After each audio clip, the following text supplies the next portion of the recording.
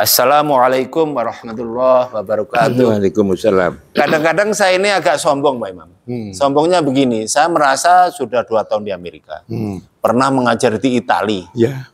Terus ke Australia itu berkali-kali, Pak Imam. Ya. Bahkan ke Bangkok, terus ke Singapura, kemana-mana lah. Gitu.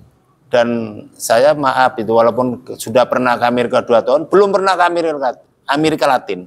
Pak Imam sudah. Nah, itu. Jadi ketika Pak Imam cerita-cerita tentang luar negeri, saya jadi merasa, oh ya saya belum ternyata.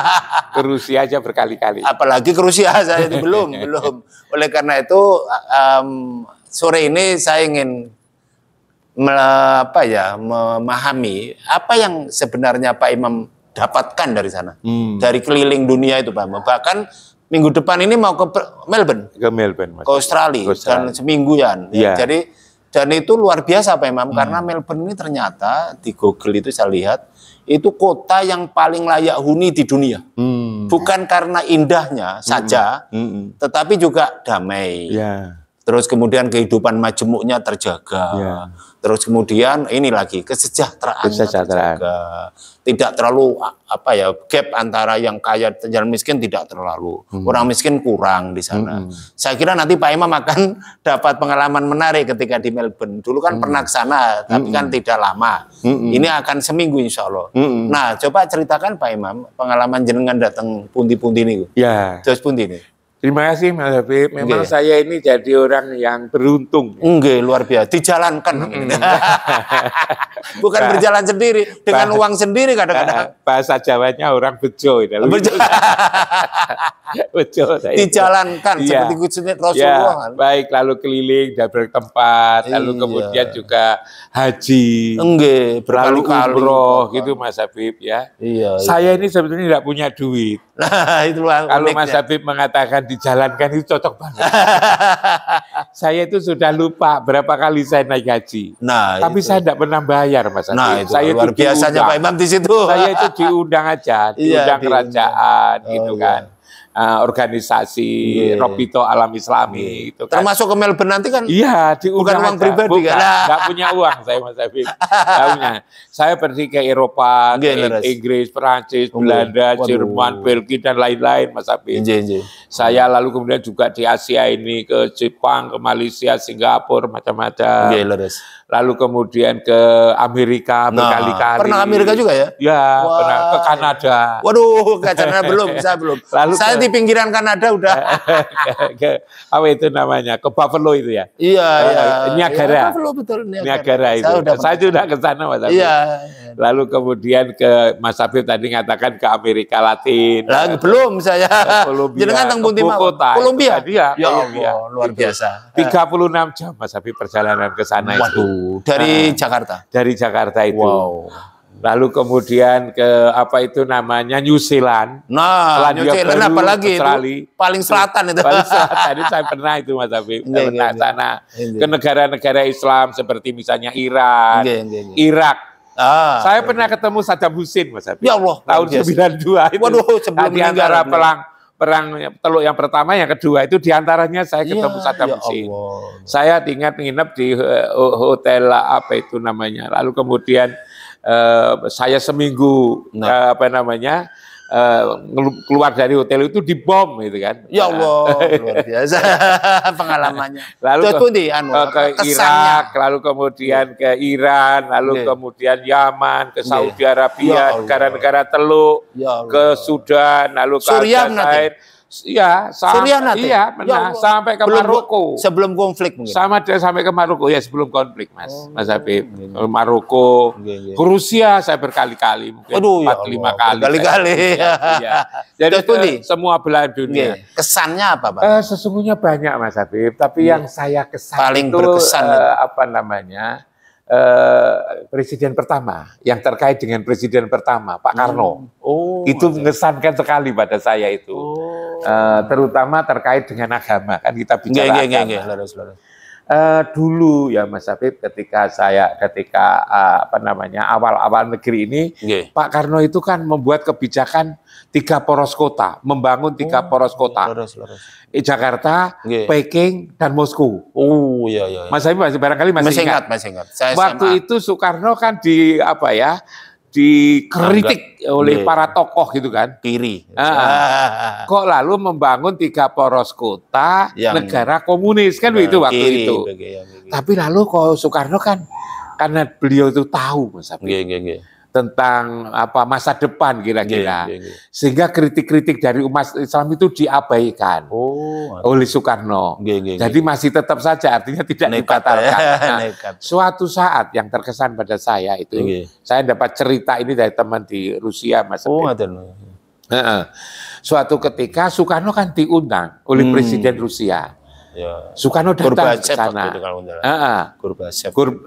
Khrushchev. Oh, Khrushchev. Ya, Khrushchev.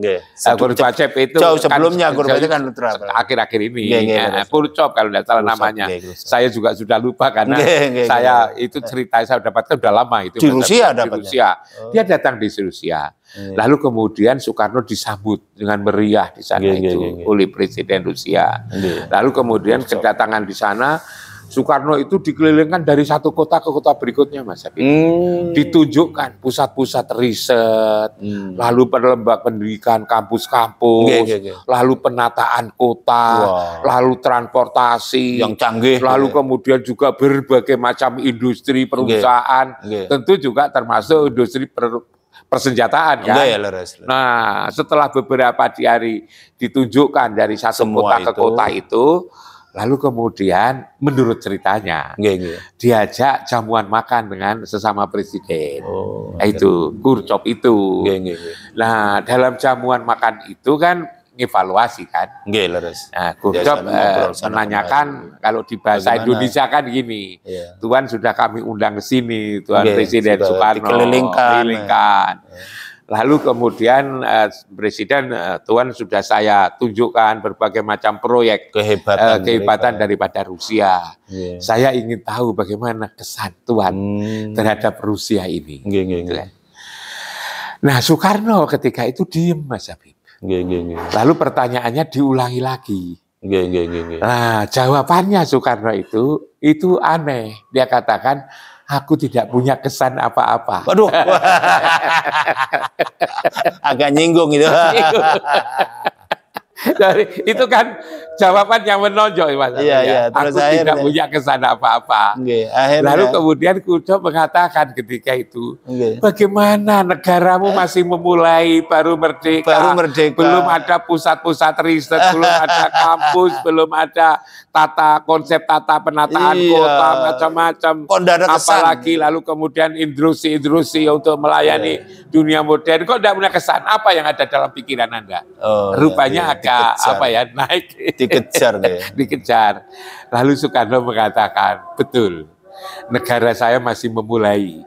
Sepanjang saya di sini, tatkala dialog ada dalam diri Anda yang kurang. Apa yang kurang? Anda ngerti tentang di luar diri Anda. Tapi ternyata Anda tidak tahu dalam pembicaraan informal tentang diri Anda sendiri. Anda ini sesungguhnya siapa? Datang dari mana? Lalu kemudian mau kemana? Sedang mendapatkan tugas apa? Dan nanti setelah selesai di sini itu mau kemana? Bagaimana akhir daripada kehidupan? Anda tidak bisa menjawab pertanyaan ini. Dan pertanyaan ini memang tidak pernah akan Anda bisa jawab. Karena pertanyaan ini jawabnya bukan di sains dan teknologi, bukan di ilmu pengetahuan, bukan di buku-buku biasa, tapi jawaban ini adalah dari kitab suci. Kitab suci misalnya Zabur, ada Taurat, ada Injil, ada Quran. Disitulah jawabannya. Anda tidak punya Taurat, Anda tidak punya Zabur, Anda punya Injil, Anda tidak punya Quran. Karena itu sampai kapanpun Anda tidak bisa menjawab tentang diri Anda. Dikatakan begitu. Dan nyatanya kan dia kan sadar benar. Dan benar. Apa lalu kemudian jawabnya Mas Habib, dia tidak lalu mendapat komentar banyak. Iya. Dan apa yang dikatakan oleh Soekarno memang juga benar. Kan begitu. Leres. Akhirnya di satu kota besar kedua di Rusia. Yang pertama kan Moskow. Lalu yang kedua kan Saint Petersburg gitu kan. Ya di situ. Saint Petersburg gitu kan. Peter kalau orang nyebut kota Peter. Nah, itu. Di situ ada gudang. Di pinggir jalan. Sebelahnya itu ada sungai bagus sekali. Gudang itu karena sudah tidak begitu berfungsi, lalu suruh bongkar. Oleh Presiden. Oleh Bung Karno. Bukan. Oleh Khrushchev. Lalu kemudian disuruh dipakai untuk bangun masjid. Ya Allah. Masjidnya itu gede, arsitektur Turki. Kan itu kan? Lalu kemudian masjid itu karena ini terinspirasi dari Soekarno, dinamai Masjid Biru, dikenal Masjid Biru atau Masjid Soekarno. Insinyur Soekarno. Luar biasa. Nah, dari situ Mas Habib, orang-orang Indonesia kalau ke Rusia biasanya lalu kemudian mampir masjid itu lalu kemudian sholat. Sangat terkenal. Dan sebelum COVID kemarin saya kan juga ke Rusia. Saya juga mampir sholat itu saya beberapa ini.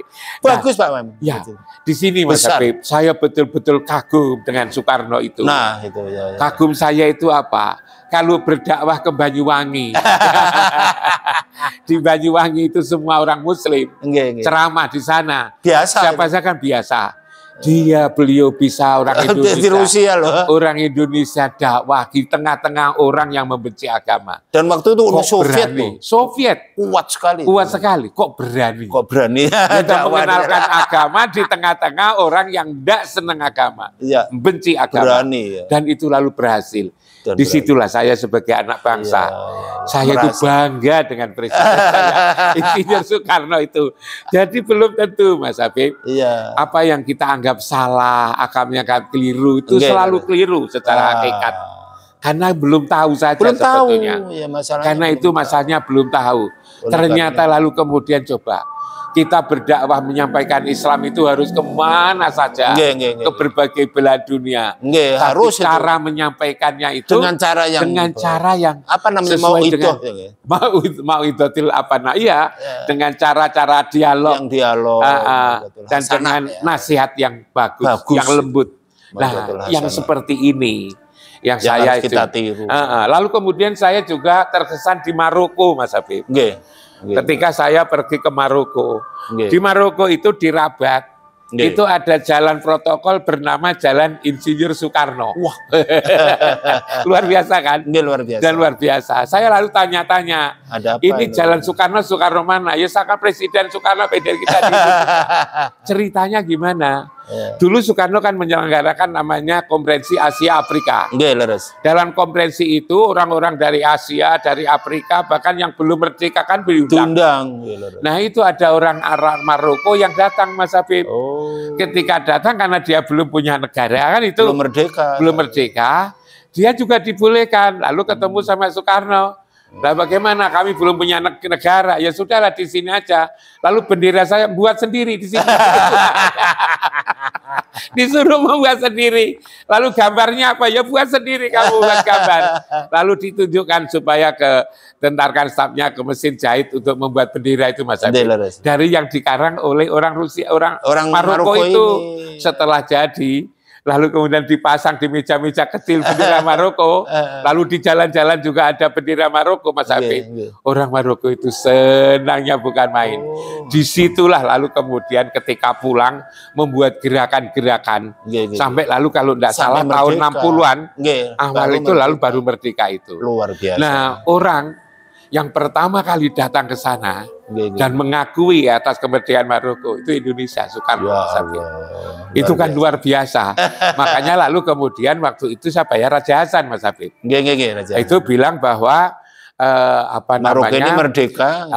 Indonesia ini adalah saudara kita kan itu kan. Alah cobalah dibuat kenang-kenangan. Lalu apa kenang-kenangannya? kenang-kenangannya jalan protokol itu dikasih nama Jalan Insinyur Soekarno. Betapa karena jasanya menginspirasi. Jadi inspirasi itu jadi penting Mas Habib. Penting. Karena itu kayak gini siapa tahu ini juga menginspirasi. Mudah-mudahan. Lalu kemudian yang kedua, karena terima kasihnya kepada Indonesia, sejak itu siapa saja yang dari Indonesia kalau ke Maroko tidak perlu ada visa. Oh, itu kan bebas visa sampai. Iya, bebas visa orang Indonesia. Ya karena menghormati presiden. Itu kesan saya Mas Habib. Mungkin gara-gara itu Maroko menang bola.